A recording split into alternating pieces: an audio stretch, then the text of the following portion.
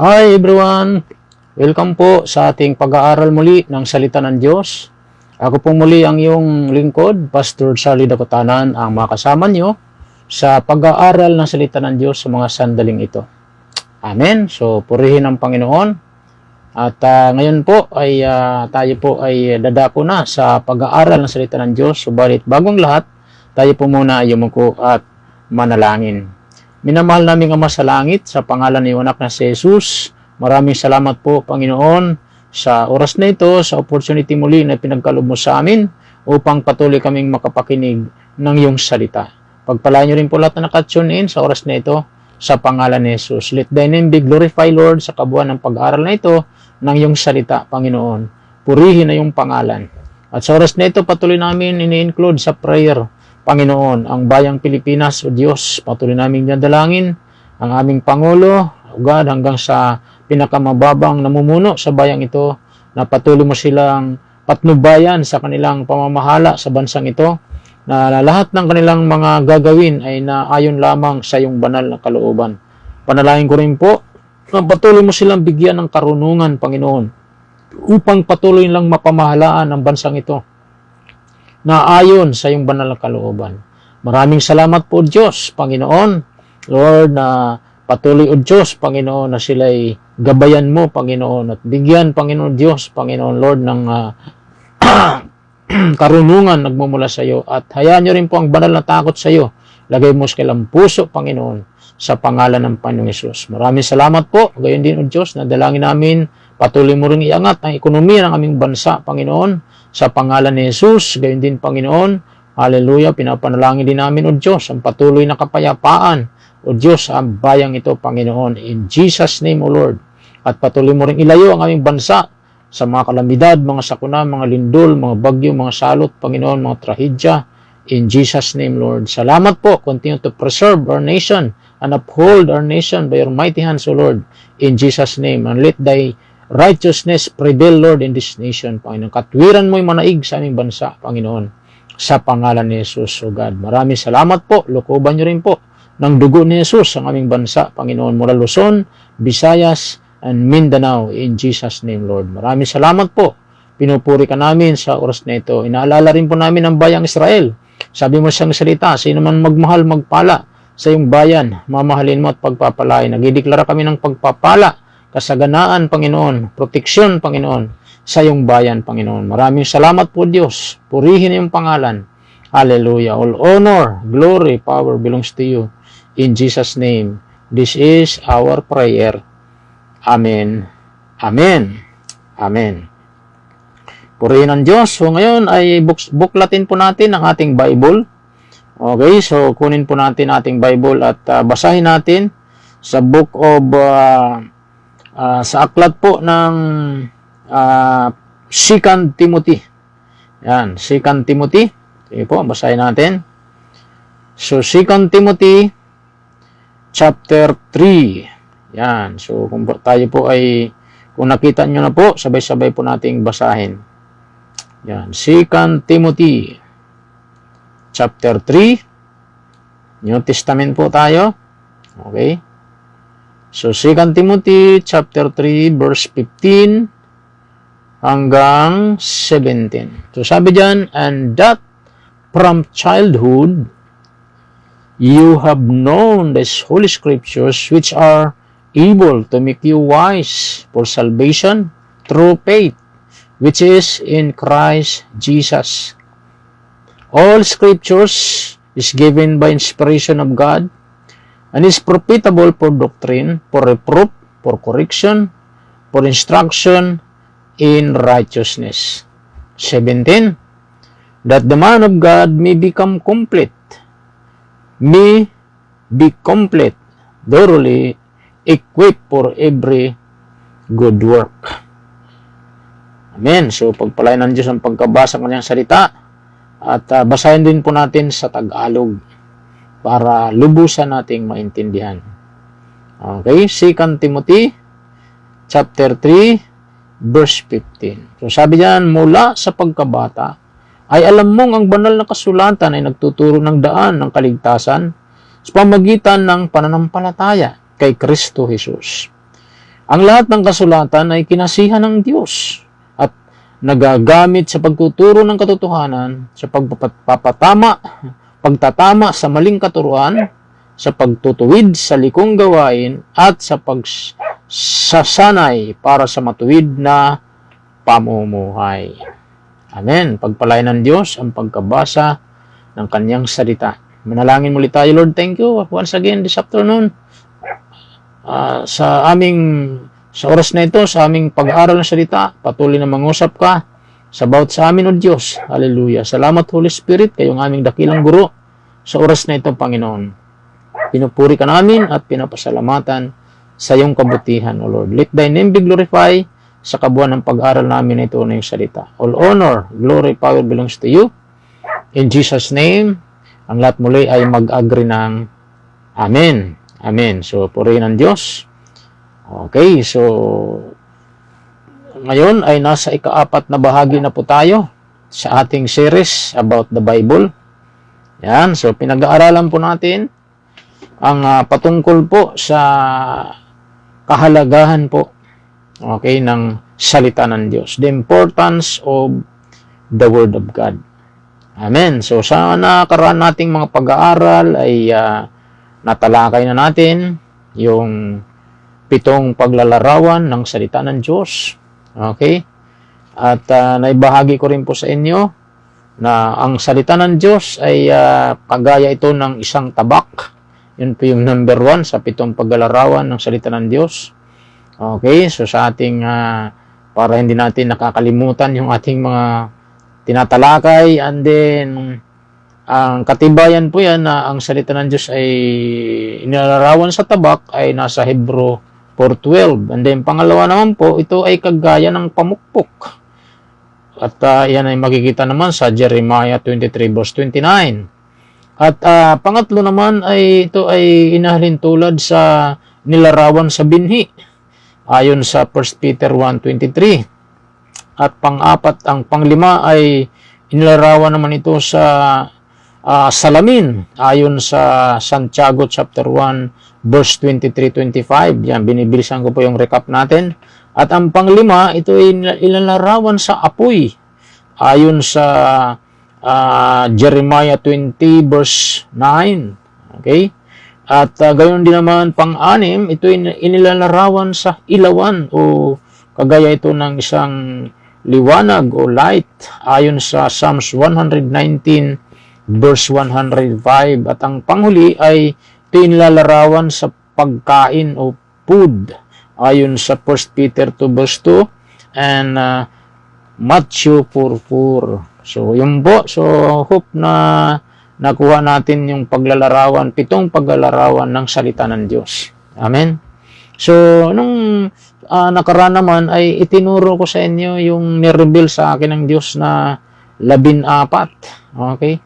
14 na katibayan o na-share ko sa inyo yung mga katibayan na ang isang born again Christian ay nagpapahalaga sa salita ng Diyos. Okay? So isa doon ay kung talagang ang isang Kristiyano ay nagpapahalaga sa salita ng Diyos ay love na love niya ang salita ng Diyos. Amen? So yun po yung salitang loving. Amen? And then isa pa roon ay sa 14, hindi ko na pibigkasin lahat. Siyempre, pag love na love mo yung salita ng Diyos, nakikinig ka ng salita ng Diyos. Kaya ngayong hapon, saludo na naman ako sa iyo, kapatid.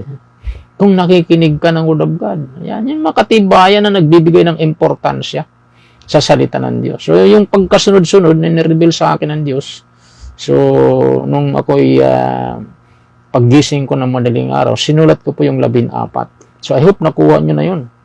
So, yung mangilan-ngilan lang po yung mga babanggitin ko. So, yun po, loving, and then hearing, nakikinig. Kaya nga mapalad yung mga nakikinig ngayon eh. Sabi ng Diyos Luke 11:28, mapalad ang mga nakikinig na salita ng Diyos at nagsasagawa nito. Okay, at pangatlo ay hindi lang pinapakinggan, kundi lahat ng kanyang napapakinggan ay tinatanggap niya. Yung salitang receiving. Okay? So, yun po, mga kapatid, mga ilang palatandaan ng mga nagpapahalaga sa salita ng Diyos. Mahal niya ang salita ng Diyos, nakikinig siya ng salita ng Diyos, and then, tinatanggap niya ang kanyang napapakinggan, ha? Siyempre, mahalaga rin po binabasa niya, yung salitang reading, and also, meditating. So, 14 po yun nabanggit ko po sa inyo, mga katibayan ng mga tao, mga Kristiyano na nagpapahalaga sa salita ng Diyos. So, hindi ko na po bibigkasing lahat. Okay, so ngayon naman pupunta tayo sa 7 dahilan kung bakit ipinangangaral ng ang salita ng Diyos. Mahalagang ipangaral ang salita ng Diyos. 7 dahilan. Okay?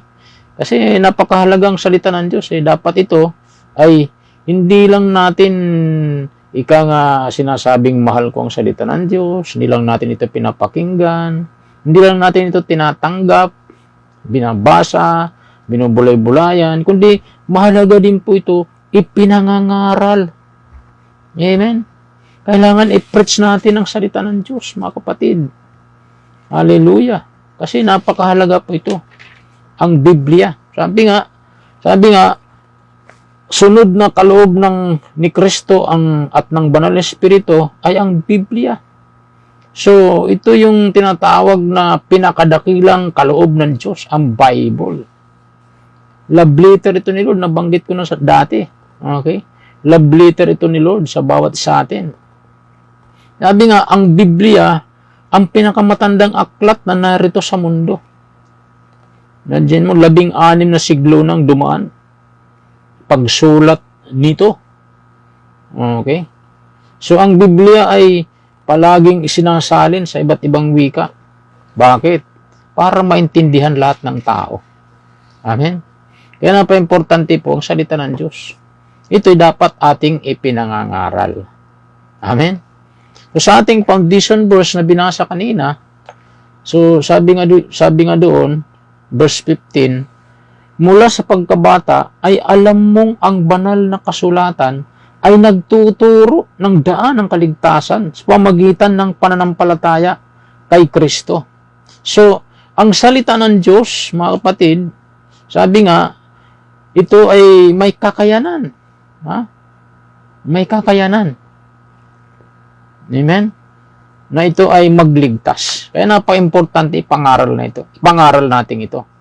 Kasi kung hindi natin ipapangaral ang salita ng Diyos, walang maliligtas. Bakit? Walang makakaalam ng katotohanan.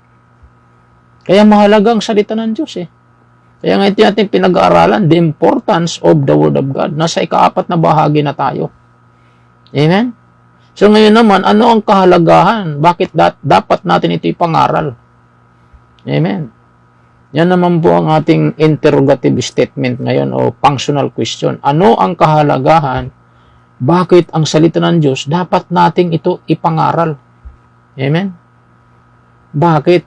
Kasi malinaw po sa ating binasa, sa ating foundation verse, ang salita ng Diyos, nagtuturo ng daan ng kaligtasan. So kapag walang magpipreach ng Word of God, walang maliligtas. Bakit?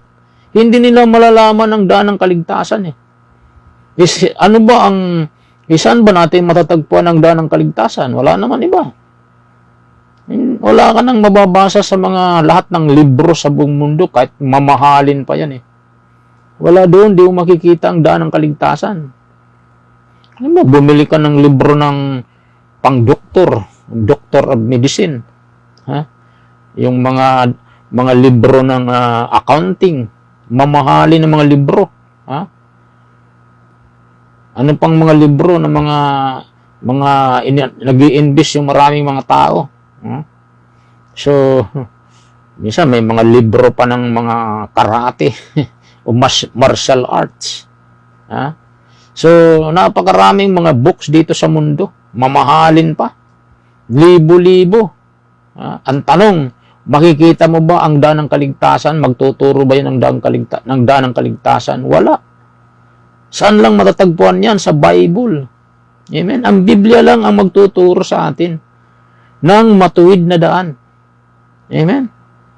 Kaya nga sabi, mula sa pagkabata ay alam mo ang banal na kasulatan ay nagtuturo ng daan ng kaligtasan sa pamagitan ng pananampalataya kay Kristo. Kaya mahalaga ito, ipinangangaral natin. Amen? Huwag natin itong itatago. Huwag natin sasarilinin. Then sa verse 6, sabi ron, ang lahat ng kasulatan ay kinasihan ng Diyos. Ha?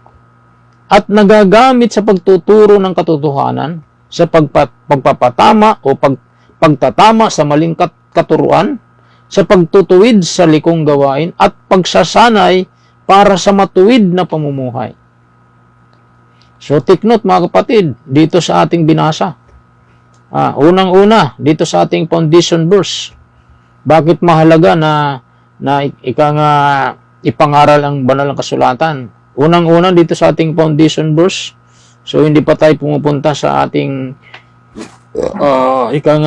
pinaka-content ng ating pag-aaral. So, binibigyan din ko lang muna po yung foundation verse natin. So, unang-una, nagtuturo ng daan ng kalugtasan. Kaya napakahalaga ipangaral natin ito. Kasi walang maliligtas kung walang mangangaral. Amen? Pangalawa, makikita natin ito sa ating foundation verse, verse 16. Ang sabi rito, magagamit ito sa pagtuturo ng katotohanan. Amen? So, pag ipinapangaral natin ito, maraming tao makakaalam ng katotohanan. Kagaya ko. Nung hindi ko pa alam ng katotohanan, simba ako ng simba. Monday to Sunday. Pag Sunday, 2 beses ako nagsisimba. Isa sa umaga, isa sa gabi. Sisimba ko ng Lunes, sisimba ko ng Martes, Merkulis, Huwebes, Biyernes, Sabado. Napakasipag ko magsimba. Ganyan ako sarado. Okay? Pero wala seryoso ako ng tao. Pero walang pagbabago. Hindi ko alam, ligtas ako. Yan pa rin pagiging sugarol ko, palainom ng alak, mahilig manigarilyo, palaaway. Hindi naman ako nangunguna sa away. Pagka inaaway lang ako, hindi ako umaatras. Ganyan buhay ko dati, wala pa ako kay Kristo. Palaban sa magulang, palamura, sugarol. Ganyan ang buhay ko Pero araw ako nagsimba. Simba ko ng Monday, Tuesday, Wednesday, Thursday, Friday, Saturday. Pag linggo, 2 beses ako nagsimba, isa sa umaga, isa sa gabi. Pero walang pagbabagong buhay. Amen? So, hindi ko alam ang katotohanan. Pero nagsimula akong makinig ng Word of God, year 1987, September 20, tinanggap ko si Jesus as my Lord and personal Savior. Ayun, nalaman ko yung katotohanan. Amen? Tinanggap ko si Jesus ng totoo. Nalaman ko na hindi pala ang relihiyon ang paraan para ako makarating sa langit, kundi relasyon kay Jesus Christ. Sa pamagitan ng pagtanggap ko kay Jesus bilang Lord and Savior ng buhay ko. Doon po nagkaroon ng dramatic change ang buhay ko. So, hindi ko sinasabing perfect na ako. I am not yet perfect. Okay? Pero ang kagandahan po, yung mga dati kong ginagawa, nalusaw na. Yan yung ebidensya ng 2 Corinthians 5:17. Sabi ron, if anyone is in Christ, he is a new creation, old things are passed away and behold, new things are come. So, ganun pong nangyari sa buhay ko. Nagkaroon po ng dramatic change ang buhay ko. Kasi, mayroong nangaral na ebanghelyo. Naligtas ako. Sino yun? Walang iba kundi si Bishop Jonathan Sebastian Torrejo. Nasa langit na ngayon si Bishop Jonathan. Pero, mayroong nahagip sa kanyang ministry at ito po ay ang iyong lingkod. Isa sa nahagip ng kanyang ministry sa radio. Naging prutas ng kanyang pangangaral ng ebanghelyo. Kung hindi ako nakarinig ng Word of God, hindi ako maliligtas. Hanggang ngayon, nasa pumunoy pa rin ako ng kasalanan. Sugarol pa rin ako ngayon. Pero ngayon, hindi na. Binago na ako ng Diyos 1987, September 20 pa ako naligtas. Nagkaroon ng personal relationship sa Panginoon. Alam niyo, walang matigas na puso sa salita ng Diyos. Pag pinangaral natin ito, at ito ay tumino sa puso ng bawat makapakinig, magkakaroon ng pagbabago. Wala imposible sa Diyos. Yung mga imposible ngang maborn again, naboborn again Siguro kilala niyo yung hindi natatalo sa wrestling. Pangalan niya si Undertaker. Kaya nga tawag sa kanya Undertaker Ibig sabihin never lose, hindi natatalo sa wrestling. Alam niyo bang born again na pala si si Undertaker, si Neverlos. Ha? Nagpatotoo siya sa kanyang bagong relasyon kay Jesus. Ha? Purihin ang Diyos. Wala imposible kay Lord. Ha? Magiging pastor na yan, si Undertaker, si Neverlos. O yan, wala imposible kay Lord eh. Amen. Nagkaroon na siya ng personal relationship sa Panginoon. I-search nyo sa YouTube, mapapunod nyo ron paano siya nagpapatotoo. Paano siya nagkaroon ng relasyon kay Jesus. Ha? Si Undertaker, si Neverlos. Sa, yan, yung mga wrestler yan eh. Okay? So, kasi may nangangaral ng ebanghelyo, mga kapatid. Kaya nga, bilib ako sa mga ngaral ng ebanghelyo eh. Ha? Alam niyo yung mga matitinding mga ngaral ng ebanghelyo na milyon ang naligtas na mga kaluluwa. Madalas kong binabanggit si Reinhard Bonnke. Isang krusada lang, 6 million tumatanggap kay Lord. Matitinding mga man of God. Ha? Ilang milyon ang nagbalik loob kay Lord sa kanyang mga crusade sa Africa. Ha? Nasa 120 plus million. Imagine mo yan. Yan yung mga great man of God. As long as we live, preach the gospel. Huwag natin ito itago. Ha? Ipamalita natin. Ngayon, madali nang mamalita ng Word of God. Maraming pamamaraan. Kagaya nito, yung ating ginagawa sa social media. Amen? Sa FB Live. Preach the gospel. Amen? Para maraming mga ligtas. Reinhard Bonnke, nasa langit na siya ngayon, pero pagsalubong niya sa Lord, sinabihan siya ng Panginoon, well done. I hope. Yun ang sinabi ng Lord sa kanya. Ha? Halos ma-saturate niya yung Africa. Imagine mo, mga witchcraft doon, sumusuko sa Panginoon. At sinasabi ng mga witchcraft, sabi ng mga witchcraft, we can see Jesus in your face. Imagine mo yan. Nakikita nila si Jesus sa mukha ni Reinhard Bonnke. Patay, nabubuhay. So, yun yung mga great man of God. Nasa langit na siya ngayon. Billy Graham, Dr. Billy Graham, the great preacher. Mga dakilang mga ngaral ng salita ng Diyos. Hindi nila tinatago ang Word of God. Ha? Ilang milyon din nagbalik loob kay Lord. Halos 116 million katao. Mga sikat na mga tao sa Amerika ay natatap niya. Imagine mo yan. Nasa langit na rin siya ngayon. I hope ang sinabi rin sa kanya ng Diyos, well done, my good and faithful servant. Faithful servant. Amen. At praise the Lord na yung nag-take over kay Dr. Billy Graham, yung kanyang anak, si Franklin Graham, Pastor Franklin Graham. Great preacher yun, great evangelist. Amen. Hallelujah. Hanga rin pa ako kay Tail Osborne. Okay, isa rin great man of God, mga ngaral ng salita ng Diyos. Millions of souls po nagbalik loob kay Lord, maraming gumagaling. Siya rin po ngayon ay nasa piling na ng Panginoon.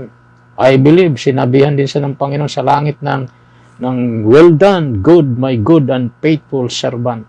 Yeah. So, yun, magandang pakinggan.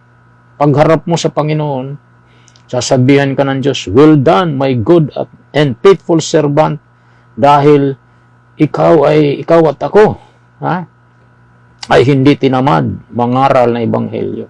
So, ganyang kahalagang salita ng Diyos. Maraming maliligtas na kaluluwa.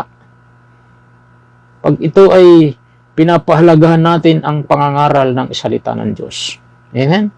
So, ito'y nagtuturo ng daan ng katotohanan. Malalaman natin ang katotohanan kagaya ng lingkod niya. Na sinabi nga ng Diyos sa book of John chapter 8 verse 31 and 32. Ang sabi sa verse 31, kung kayo magpapatuloy sa pagsunod sa aking salita, tunay na kayo magiging mga alagad ko. At sabi ng Panginoon, makikilala ninyo ang katotohanan at ang katotohanan ang magpapalaya sa inyo. Amen. So you shall know the truth and the truth shall set you free. Amen. Kagaya ng iyong lingkod na napalaya mula sa kumunoy ng kasalanan. Dahil nalaman ko ang katotohanan. Purihin ang Diyos at may nangaral ng Ebanghelyo na aking napakinggan. Amen. So yun po, katotohanan. Kaya mahalaga ipangaral ito. Pangatlo, sa ating foundation verse 16 pa rin po tayo, sabi roon, ang salita ng Diyos ay, sabi rito, ito ay nagtatama. Nagtatama ng maling katuruan. Amen? Sa panganahong ito, napakaraming mga huwad na propeta, mga huwad na pagtuturo, nawala sa Biblia. Okay? Na ang tawag ng katuruan ito ay kulto. Ano bang ibig sabihin ng kulto? Pag sinabing kulto, ibig sabihin nun ay pinagsama yung tama at ang mali. Kaya ang tawag po doon ay kulto. Okay? Yan ang ibig sabihin ng kulto. Pinagsama ang tama at ang mali. Amen? So, kailangan basahin natin ang Bible para hindi tayo mamali. Amen? Kaya nga, ang tamang pangangaral ay full gospel. Ibig sabihin, purong-purong ebanghelyo ng Diyos. Amen? So, marami po ngayon ang mga nagtuturo na wala sa Biblia. O maaring may tama sa Biblia, pero mayroon namang wala sa Biblia. Amen? Kapag tayo po ay nagbabasa ng salita ng Diyos, hindi tayo mamamali. Amen? Tatama ang buhay natin. Yung mga mali natin ay itatama. Yun ang katotohanan. Kaya napaka-importante ito, pinapangaral. Para yung mga maling pamumuhay, mali ang buhay, ay maitama. Amen? Kaya ang sabi dito, pagtatama sa maling katuruan. Kasi malaming maling katuruan ngayon. So, mayroong katuruan na ang kaligtasan daw ay hindi nawawala. Ang tawag doon ay once saved, always saved. Malinaw po sa Bible, sa Revelation 3 verse 5, may burahan ng pangalan sa langit. Amen? Sa Old Testament, tinanong sabi ni Lord, sabi ni Moses, Panginoon, burahin mo na lang yung pangalan ko. Pero sabi ni Lord, kung sino nagkasala, siyang buburahin ko. Ibig sabihin, may burahan. Kaya malinaw po ang salita ng Diyos. Kaya nga sabi rin ng Word of God, siyang mananatiling tapat hanggang wakas, siyang maliligtas. Kaya napaka-importante pagiging tapat. Amen? So maraming mga katuruan na mga minsan ay tumataliwas sa salita ng Diyos. Pero pag nagbabasa ka ng salita ng Diyos, hindi ka mamamali. So, itatama ang ating buhay sa mga maling katuruan. And then, sa pagtutuwid sa mga likong gawain. Pang-apat. Pangalawa, sabi rito, yung una, ito ay magtuturo ng daan ng kaligtasan. Pangalawa, magtuturo ng katotohanan. Pang-apat, pagtatama sa maling gawain. Pangatlo, pang-apat, pagtutuwid sa likong gawain. So, ibig sabihin, ang mga likong gawain natin ay itutuwid. Kagaya ko rin, naituwid ang aking mga likong gawain dati. Amen? So, nababago ang ating buhay. Nagiging matuwid ang lakad natin. Amen? So, yun ang kahalagahan ng salita ng Diyos. Pag pinapangaral natin, marami ang mga likong buhay ang maitutuwid. Yung namumuhay sa kasalanan, marami na nga akong nabalitaan na dati siya ay ganitong buhay niya.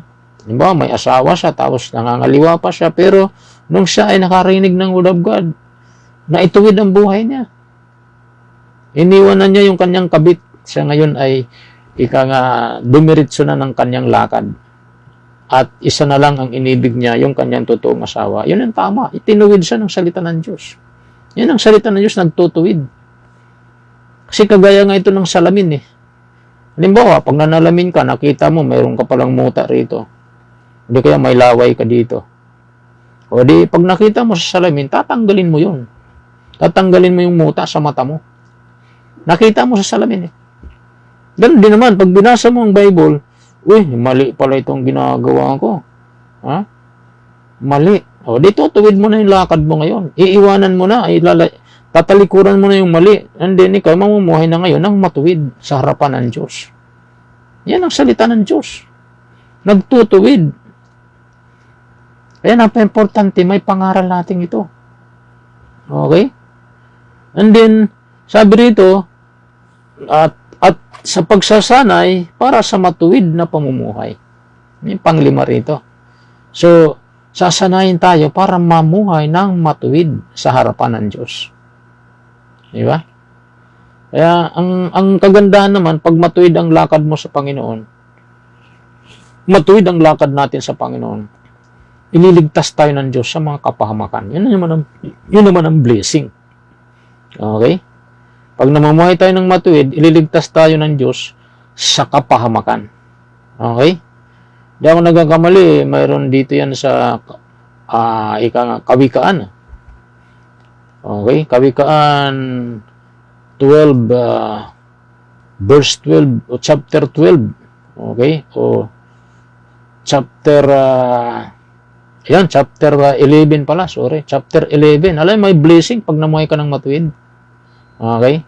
Ang blessing po niyan, ayon sa Kawikaan 11 verse 4, basahin niyo ang Biblia niyo, sabi ron, walang halaga ang yaman sa araw ng kamatayan. Ngunit ang katwiran ay naglalayo sa kapahamakan. Amen? Naglalayo sa kapahamakan. Di ba? Pag namumuhay tayo ng matuwid, ilalayo tayo sa kapahamakan. Yung yaman, walang halaga sa araw ng kamatayan. Wala. Mayaman o mahirap, isa lang ang kahantungan. Ha? Isa lang. Maliit lang na lupa na hinukay. Lahat pupunta roon. Halimbawa, namumuhay itong taong ito sa karangyaan. Ha? Luxury na pamumuhay. Maganda bahay. Malambot ang higaan. So, lahat nasa kanya. Tapos ito namang isang taong ito, mahirap lang. Okay? Halos walang makain, barong-barong yung bahay. So, maraming mga gulong sa ibabaw ng bubong. Barong-barong lang. Pero pagdating ng panahon, walang saysay lahat yan. Sa panahon ng kamatayan. Sabi nga, walang halagang yaman sa araw ng kamatayan. Mahirap mayaman, may pinag-aralan o wala. Isa lang ang kahantungan. Maliit na sukat ng lupa at maliit na hukay din. Yun lang ang kahantungan. Kaya wala dapat ipagyabang ang tao. Pero ang gagandahan po, pag namumuhay tayo ng matuwid sa harapan ng Diyos, ang destiny natin ay ligtas na dako. Amen? So, malayo tayo sa kapahamakan. Patunayan ko sa inyo, ang matuwid ay ligtas na dako ang ating kahantungan. Okay? Isaiah 57. Sundan niyo ako sa pagbabasa. Verse 1 and verse 2. Anong sabi dito? Ang taong matuwid, kapag nawala sa mundo, o ibig sabihin, namamatay, ang walang nakakaunawa at walang nakikialam. Ngunit, ang siya'y kinukuha upang iligtas sa kapahamakan. So, ibig sabihin, niligtas ng Diyos yung taong matuwid sa kapahamakan. So, ligtas na dako ang kanyang kahantungan. Ano sabi ng mapayapa ang buhay ng taong lumalakad sa katwiran. Take note. Yung mga blessing sa katwiran eh. Okay, ang magtuturo sa atin para makalakad tayo ng matuwid, yung salita ng Diyos. Kaya pag pinangaral mo yan, sa salita ng Diyos, ang tao nagiging matuwid. And then, pag namuhay na siya matuwid, yun ay mga blessing. Ligtas na sa kapahamakan. Okay? So, yun ang katotohanan. Mapayapa ang buhay ng isang taong matuwid. Hindi magagalaw. Okay? Kaya, walang halaga ang kayamanan sa panahon ng dilubyo. Yung nangyari sa ambang lugar yon sa Yung lindol na 7.30 yata yun eh. Tindi, pulbos yung mga ibang building, yung masakyan, walang halaga. Ilang libo nang namamatay. Mahigit 20,000 na yata eh. O 30. Ganon katindi. Ha? Ganon katindi mga kapatid. Walang halaga ang kayamanan sa araw ng dilubyo. Okay? So, ang prayer natin naway wala nang mangyaring mga ganon. Mahabag ang Diyos sa lahat ng bansa sa buong mundo. Ang lahat ng bansa sa buong mundo ay magbalik loob sa Diyos. Wala naman talaga tayong ibang tatakbuhan, kundi ang Panginoon lang. Siya lang makapagliligtas sa atin. Lahat ng bagay sa lupang ito, wala eh. Hindi makapagliligtas eh. Tanging ang Diyos lang mga kapatid.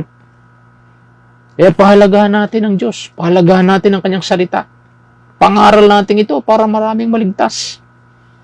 Tulong-tulong tayo na ipaabot ang magandang balita ng Diyos sa lahat ng tao sa buong mundo. Amen? So yun po mga kapatid. Kaya napaka-importante po, pinapangaral natin ang Ebanghelyo. Huwag natin itong itago. Kung tinanggap mo ng totoo si Jesus, huwag mong itatago ang salita ng Diyos. Ha? Pangaral natin ito. Amen? So yun po, ang dahilan dito sa ating foundation verse. Yan. Siguro dito na lang muna tayo magtatapos dito sa ating foundation verse na ito. So nandito po yung mga kahalagahan bakit dapat nating ipangaral ang salita ng Diyos. Amen. Sa ating foundation verse, halos 7 rin po ito. Amen. Sa ating verse by verse and word by word. Okay? Ulitin ko po, bakit mahalaga nating dapat ipangaral ang Ebanghelyo? Number 1, ito ay nagtuturo ng daan ng kaligtasan. Amen?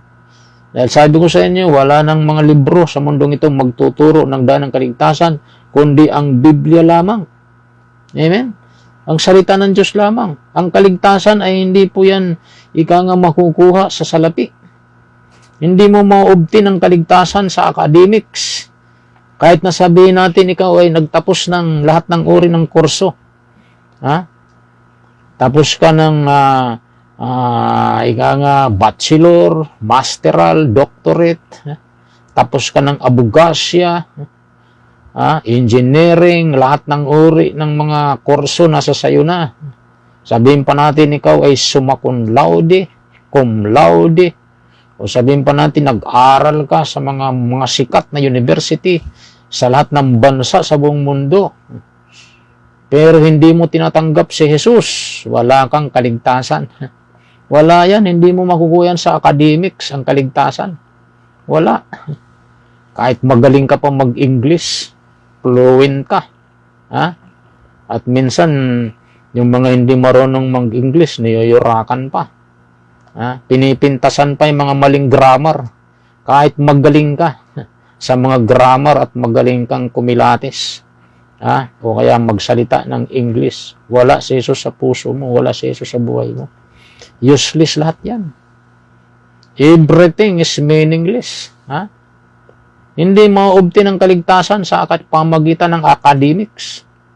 Hindi mo rin makukuha ang kaligtasan sa pamagitan ng iyong mga ari-arian.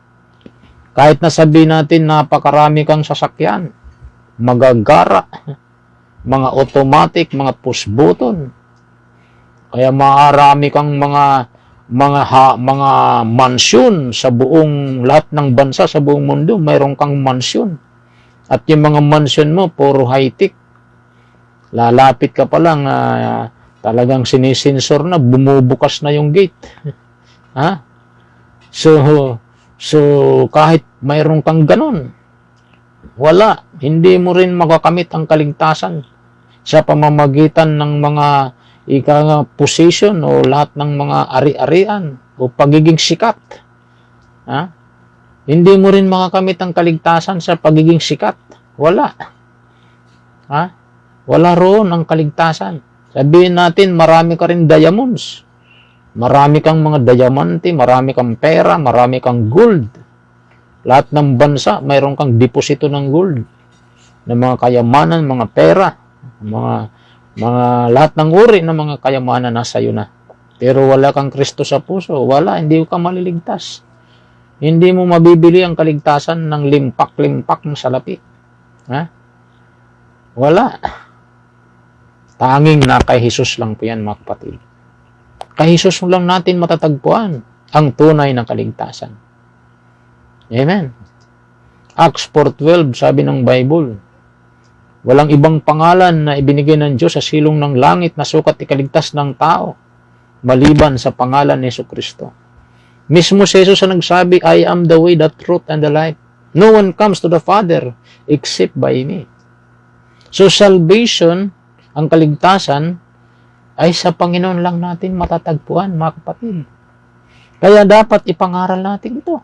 Dahil ang una po na kahalagahan ng pangangaral na ebanghelyo ng salita ng Diyos is ito'y nagtuturo ng daan ng kaligtasan. Ayon po sa 2 Timothy chapter 3 verse 15. Pangalawa, ang salita ng Diyos, mahalaga ito'y may pangaral sapagkat ito ay nagtuturo ng katotohanan. Malalaman natin ang katotohanan at pag nalaman natin ang katotohanan, tayo lalaya sa mga kasinungalingan ng dyablo. And then pangatlo na dahilan bakit mahalaga ay pangaral ng ebanghelyo dahil ito ay nagtatama ng mga maling katuruan. Amen? Pag tayo ay nakikinig ng Word of God, nalalaman natin ang tama. Amen? So, hindi tayo madadala ng mga maling katuruan. Pag tayo nagbabasa ng Biblia. Amen? Kaya pangaral natin ito para yung mga taong nasa maling buhay ay maituwid. Amen? Nagtatama ito ng mga maling katuruan. Pang-apat na dahilan bakit mahalaga may pangaral ng ebanghelyo dahil ito ay nagtutuwid ng mga likong gawain. Amen? Yung mga taong namumuhay sa kumunoy ng kasalanan, pag sila ay nakarinig ng Word of God, iiwanan nila yung mga hindi matuwid nilang pamumuhay. Kagaya ng buhay ko, na ako ay naituwid ng Panginoon. Amen? At itinama ang aking baluktot na pamumuhay, tinuwid niya ngayon ang aking buhay. So yun po ang pang-apat. Panglimang dahilan bakit dapat ipangaral ng ebanghelyo sapagkat sabi rito ito ay nagsasanay. O ito'y masasanay ito sabi at pagsasanay para sa matuwid na pamumuhay. Amen.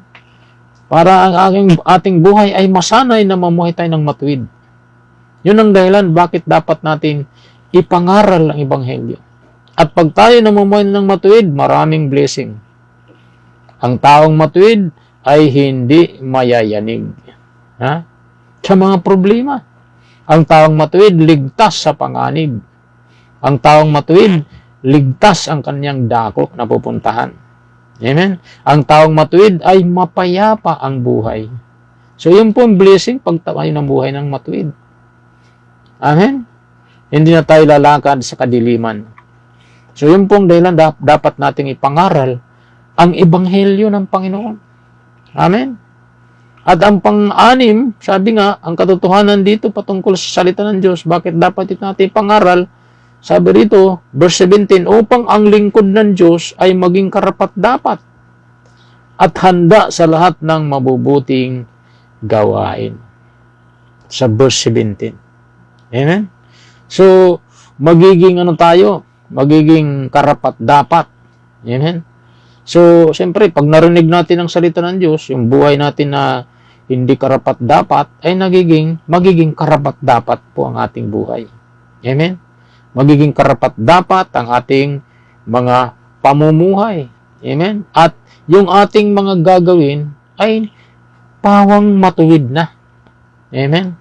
Matuwid na pamumuhay. So, yun po yung pang-7. So, magiging karapat-dapat ang ating mga ginagawa o magiging karapat-dapat tayo sa paningin ng Diyos. Ha? At pang-7, ang ating buhay ay magiging mabuti. Amen? Ang ating pamumuhay ay mabuti sa harapan ng Diyos. At lahat ng ating mga gagawin din po ay pawang kabutihan.